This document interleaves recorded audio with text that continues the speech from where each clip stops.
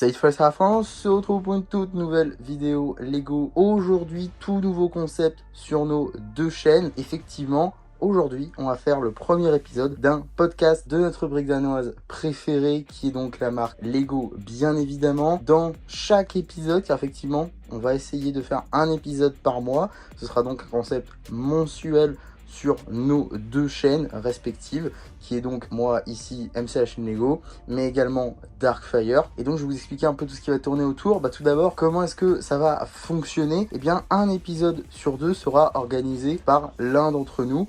Donc aujourd'hui, pour le premier épisode, c'est moi qui m'occupe de l'enregistrement, du tournage, du montage, et le second épisode sera donc pris en charge par Darkfire. Et donc on va enchaîner comme ceci, et à chaque fois celui qui aura fait le montage invitera l'autre sur la vidéo en collaboration, et vous aurez les épisodes à chaque fois sur nos deux chaînes respectives. Donc voilà pour l'organisation. Pour ce qui va être maintenant du contenu, et bien globalement on va parler d'un sujet précis qui tourne autour de Lego, que ce soit un sujet bien d'actualité ou alors juste une interrogation, une question qu'on a pu se poser pendant le mois. Donc on va se poser juste ici, donc on va débattre, réfléchir, etc. Donc voilà un peu. Aujourd'hui, du coup, premier épisode sur la prochaine série Ninjago, c'est-à-dire la série qu'on aura après Ninjago Dragon Rising. Donc on va débattre de ça aujourd'hui, et après ça pourra varier, on va pas faire que du Ninjago évidemment.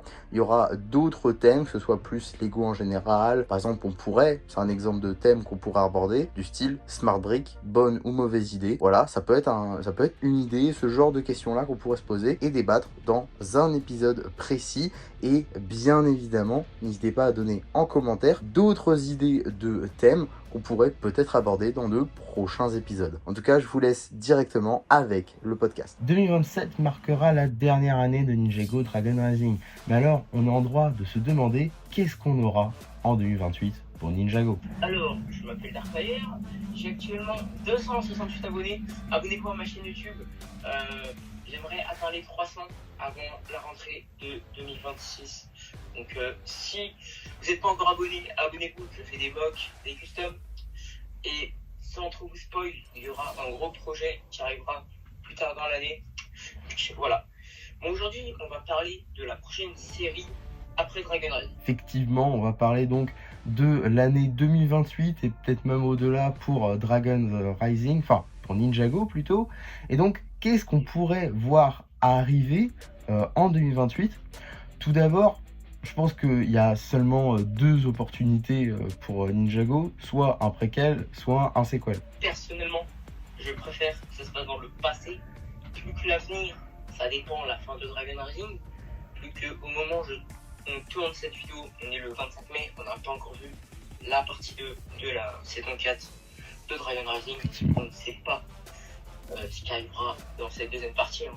Cette vidéo devrait sortir normalement fin mai, donc vous aussi, vous ne savez pas. Effectivement, maintenant, qu'est-ce qu'on pourrait raconter dans le passé, étant donné que très récemment, on a eu des comics, donc Shatterspin et Strike of the Serpentine, qui nous racontent déjà les guerres serpentines. Et on a déjà eu des flashbacks après de la trahison des mains du temps, etc. Donc je vois pas trop qu'est-ce qu'on pourrait voir dans un préquel à l'épisode pilote. Peut-être l'enfance du premier maître du Spinjitzu quand il arrive au premier royaume, peut-être l'enfance de Wii Carmageddon. C'est vrai que l'enfance du premier du Spinjitzu, on l'a encore jamais vu en vrai flashback avec l'animation traditionnelle de Ninjago.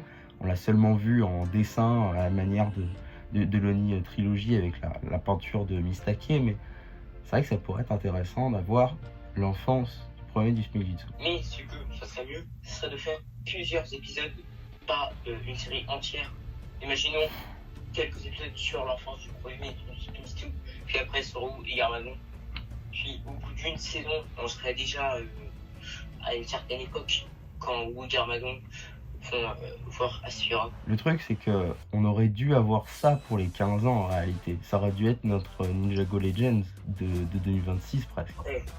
On n'a pas encore eu de teaser. Effectivement, c'est vrai qu'on est fin mai, on n'a toujours pas de trailer, mais bon, peut-être ça arrivera en juillet selon les rumeurs. Je pense que de spoil, on le verra le 1er juin avec la sortie des 7.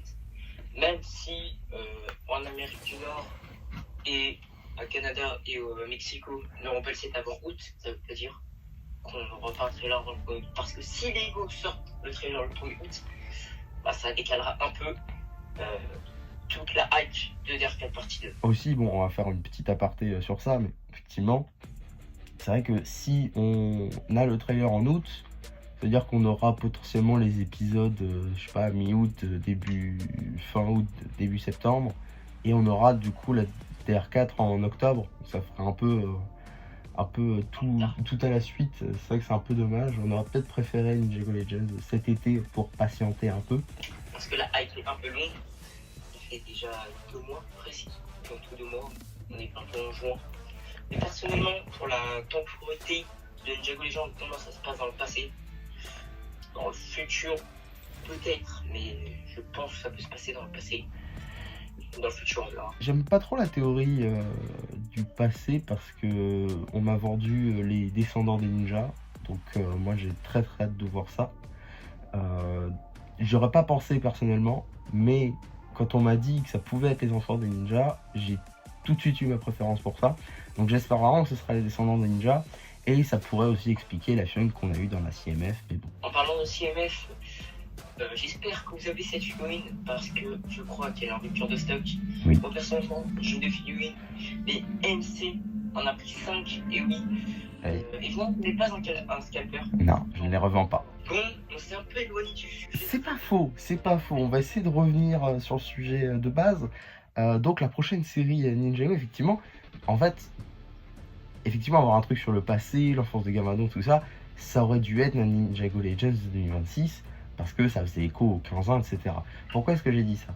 Parce que je pense que, vu que c'est un truc qui va faire anniversaire, ils vont peut-être le garder pour le Ninjago Legends des 20 ans. Et oui, qui est dans 5 ans, en 2031. Effectivement. C'est assez loin, hein.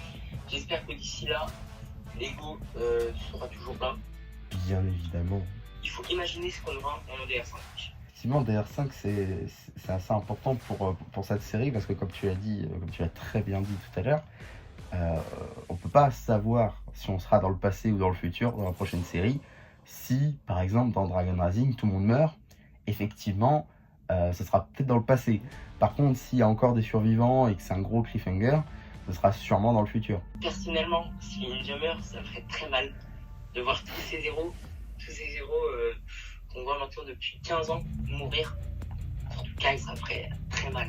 Même pour Lloyd, même pour Cole, même pour tous les ninjas. En réalité, je pense que la prochaine série après Dragon Rising, on pourrait avoir un gros gap dans le futur, du genre, je sais pas, des dizaines d'années, pour avoir des ninjas maîtres, parce qu'on sait toujours que les visions de la saison 5 sont toujours canon, et qu'on va avoir cette tenue-là pour les ninjas. Donc je pense vraiment que on va avoir des ninjas maîtres qui vont du coup enseigner à leurs fils, leurs enfants, l'art du Spinjitzu, des pouvoirs élémentaires, etc. Donc on pourrait suivre leurs enfants là-bas, si par exemple dans Ninjago Legends, les potentiels enfants des ninjas sont en fait les enfants d'un autre cycle. Et donc on pourrait comparer les deux et donc notifier les différences entre les cycles. C'est sûr qu'un autre cycle, c'est une bonne idée. Mais bon, c'est vrai encore. Personnellement, j'ai une petite théorie d'R4. Je vous avoue, il risque d'avoir une petite théorie d'R4 sur les 7, parce que j'envisage une petite théorie sur l'R4 et les jambes. Personnellement, je pense qu'en R4, du coup, les ninjas vont aller au royaume de nos retours. Hein. Évidemment. Bon, ils vont voir Zilvar. Zilvar, un très bon personnage. Hein. Allez voir la vidéo d'MC, la chaîne Lego, qui a fait une très belle vidéo. Et elle a très bien marché, en plus elle a passé les 200 vues, donc on espère la même chose pour ce podcast. Allez voir ma vidéo de Tenor Flying Spectral, évidemment, à 300 vues. Aussi, allez voir le royaume de qui est actuellement à 60 vues. Oh, GG. Et oui, il a fait des vues.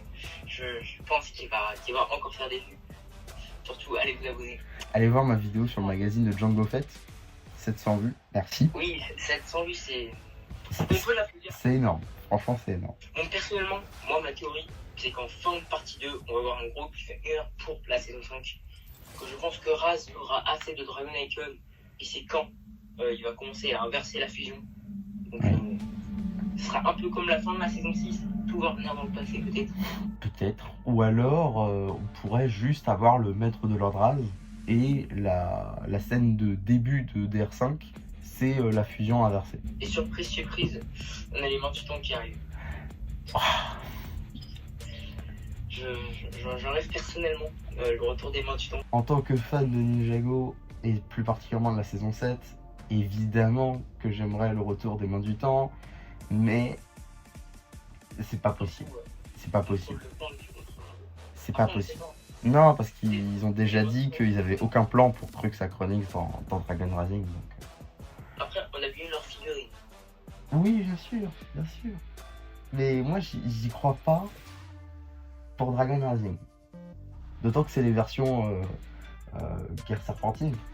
Donc, peut-être un petit clin d'œil, je sais pas. Mais bon, DR5, du coup, peut-être fusion inversée. Et les ninjas devront recauser la fusion. oui. Et là, j'espère qu'on aura des réponses sur Brazera. Non plus, j'y crois absolument pas. Je pense que Brazera, en fait, c'est un personnage qui est relativement apprécié, mais comme on l'a vu, elle a pas du tout de véhicule. Elle en a eu un enfin en partie 2. Là, on va la voir dans les 7.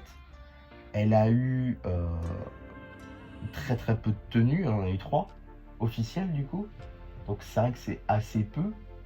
Et même comparé aux autres ninjas, par exemple, moi qui fais les customs de toutes les variations des ninjas, Brazera a beaucoup moins de variations que par exemple Sora, etc. Donc j'ai l'impression que Brazera c'est un peu la mal-aimée du groupe et qu'elle aura une fin en Dragon Rising et qu'on la reverra pas après, à contrario de Harin et Sora par exemple. Et Frag aussi. Frag qui nous faut une figurine de lui.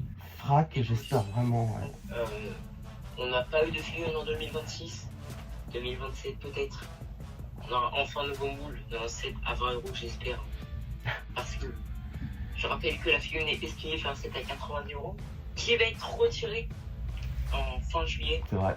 Après, on peut l'avoir dans des magazines, etc. Donc, oui, il est dans un magazine qui n'est pas disponible en France. évidemment. Maintenant, si vous allez un peu sur Breaklink, vous pouvez le trouver très très facilement sur des stores allemands, ce genre de choses.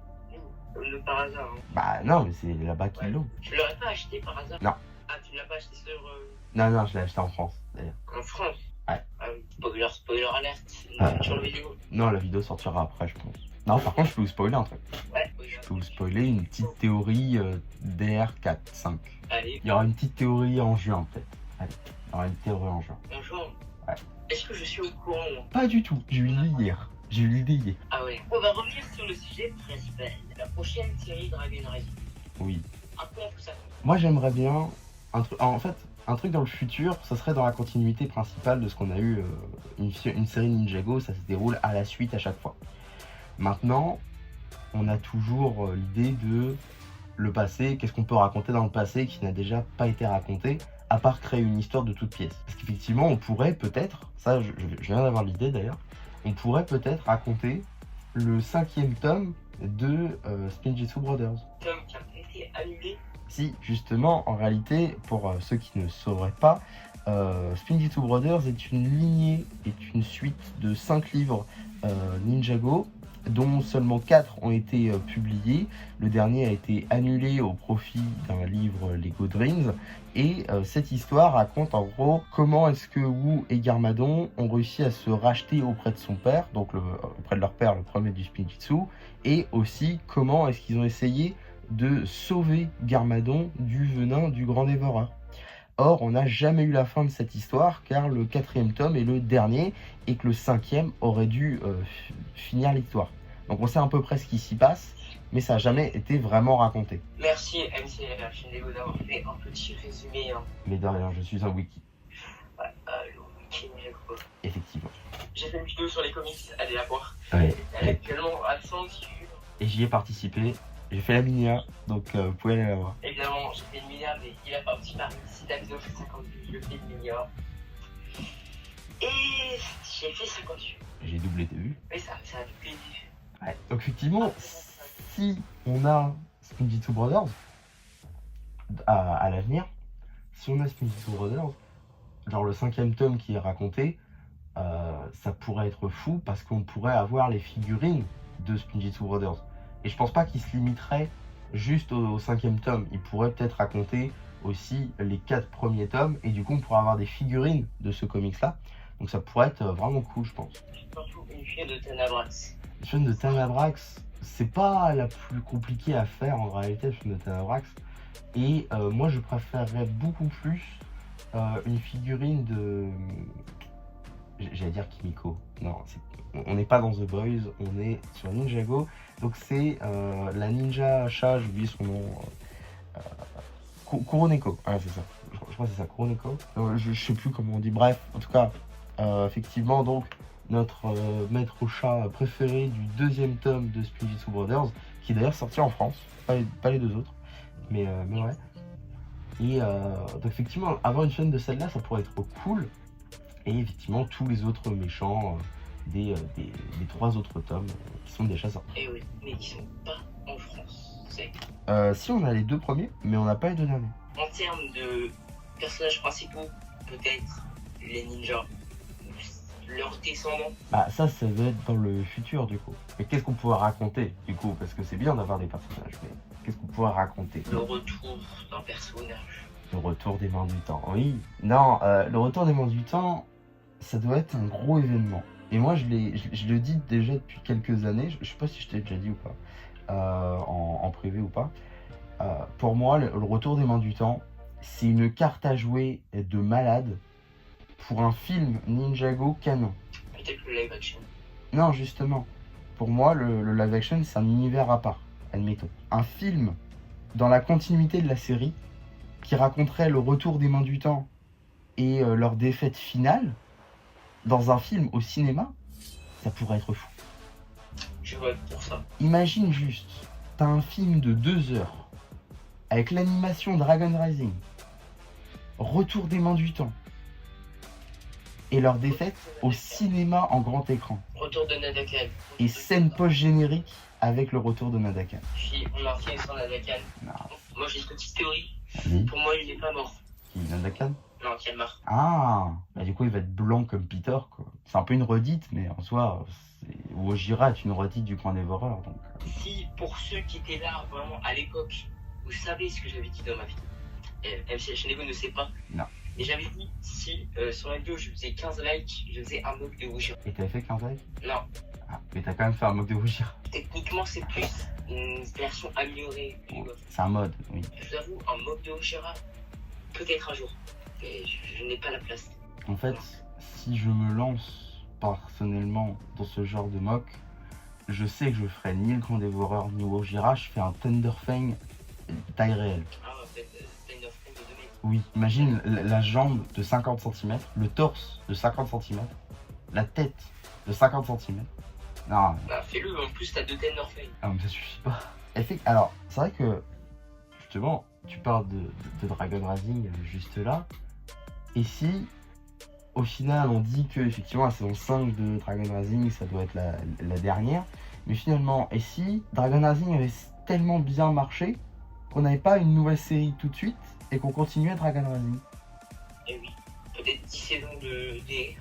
Moi, franchement, je verrais bien. Je pense qu'avec Dragon Rising, il y a vraiment matière à faire plein de choses. Et c'est un peu dommage parce qu'on n'a pas tout exploité. Par exemple, effectivement, là, on a fait 5 saisons sur l'histoire principale avec Lord Raz et son maître. Donc ça, effectivement, c'est la problématique, on va dire, le sujet principal de Dragon Rising. C'est le maître de Lord Raz et le plan pour effacer la fusion. Ça, on le sait. Mais et si on avait d'autres méchants qui venaient avec les terres fusionnées? Parce que maintenant que les royaumes sont fusionnés, il y a plein de choses qu'on peut faire. Par exemple, on a vu le royaume... oui, Chima évidemment. C'est vrai que Chima, ce serait fou d'avoir un crossover entre les deux. Mais surtout, moi je pensais au royaume des ténèbres. C'est-à-dire le royaume qu'on voit dans le pilote, par exemple. On l'a revu très récemment dans Dragon Rising. Mais il y a une histoire avec ce royaume. Pendant des années et des années, il y a eu un prisonnier là-bas dans ce royaume. Un personnage ultra important des premières saisons et qu'on voudrait tous revoir. Est-ce que tu sais c'est qui? Garmadon. Non. Sanclay. Hein? Garmadon Sanclay. Non. Ah, je vois pas. Ah, attends, je donne un indice. Comics. Klaus. Bravo. Klaus est un personnage qu'on veut tous revoir au moins depuis 2020, parce qu'en 2020, il y a eu les théories sur Klaus qui devait être le sorcier au crâne. En parlant de sorcier au crâne, le crâne d'Azadur. Le crâne d'Azadur aussi, qui est effectivement mentionné dans Dragon Rising saison 4, qui aura peut-être une incidence dans la partie 2, ou alors c'est juste une référence, on verra. Mais à la manière de Wojira, qui n'était que une simple parole, une simple ligne de dialogue en saison 8, et qui est après devenue une méchante principale de la saison 15, on pourrait avoir ici le retour du crâne d'Azadur aux mains de Klaus, par exemple. Et ça serait fou, parce que... Il a été détruit par Cole, je rappelle. De quoi? Il a été explosé par Cole. Oui, mais tu sais, par exemple, on pourrait imaginer que Klaus ait appris la magie des morts dans le royaume des ténèbres, et maintenant qu'il y a eu la fusion, qu'il a pu sortir, eh bien, on pourrait imaginer que peut-être il a réussi à reconstituer le crâne avec cette magie-là. Enfin, je pense qu'il y a plein de manières de ramener Azadur, il y a plein de manières de ramener Klaus, et le faire devenir le sorcier au crâne, ou le nouveau sorcier au crâne, ça pourrait être un assez beau appel et une belle référence à Shintaro, et aussi au premier développement de la saison 13. C'est sûr que Azadur, j'aimerais bien le voir en forme physique, version humaine, avant qu'il soit mort. Bon, on l'a déjà vu à peu près en version humaine, pas dans la série, mais... À part la taille, mais vraiment, peut-être qu'il pourra faire un petit épisode spécial pour les 20 ans de Ninjago, sur l'histoire d'Azadur. Moi, personnellement, j'espère qu'on aura une histoire comment Azadur a mis son âme, ou je sais pas quoi, dans un crâne, bizarre comme magie. On ne connaît pas plus gauche, c'est vrai. En fait, il y a une idée qui est apparue sur YouTube, notamment émise par Tanner Fishy. C'est vrai que je suis plutôt d'accord avec ça. On pourrait grave faire un livre sur tout ce qui se passe dans les terres fusionnées et avoir le genre de lore qu'on n'a pas partout en fait. Parce que c'est vrai que le lore de Ninjago, il y en a un peu partout. Il y en a sur les réseaux sociaux, il y en a dans les livres, il y en a dans les séries et tout.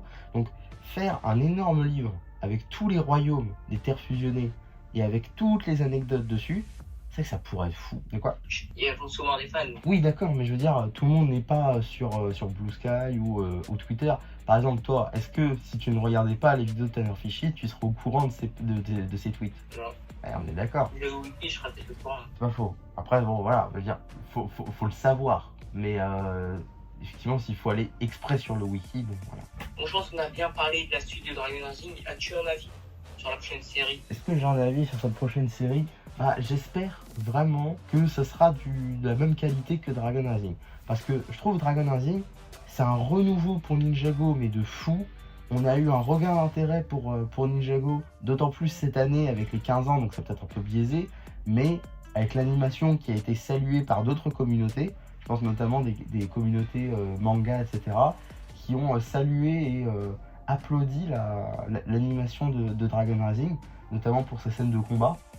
Donc je trouve que ce serait bien qu'on ait la même qualité ou une animation encore améliorée pour la suite de Ninjago, quoi. Donc voilà, on a fini le sujet. On se retrouve pour le deuxième épisode. Et oui, chaque mois on aura un épisode. Et pour tous ceux qui sont arrivés jusqu'au bout, on va pouvoir spoiler un peu le sujet. Le précieux sera sur Star Wars. Donc voilà, je ne vais pas rentrer plus en détail. Mais si vous savez ce qui se passe en ce moment... Ah, tu veux pas rentrer dans les détails? Viens, on dit l'épisode. Allez, épisode 2, avis sur le film. Film que je n'ai pas encore vu et qu'Amzi n'a pas encore vu. Alors, en réalité, c'est un peu plus que ça.